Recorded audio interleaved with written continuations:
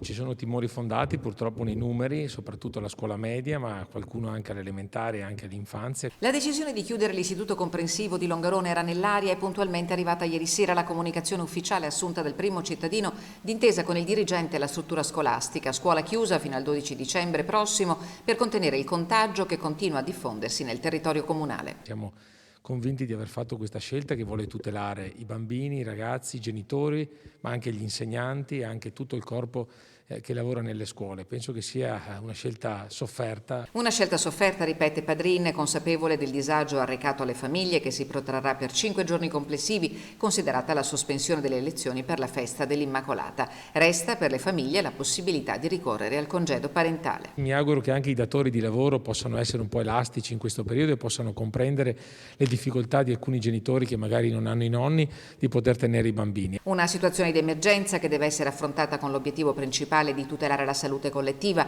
A Longarone attualmente sono 84 le persone positive e 39 quelle in isolamento fiduciario. L'auspicio del sindaco è che tutti possano superare questo momento difficile per poter trascorrere il Natale insieme e in salute.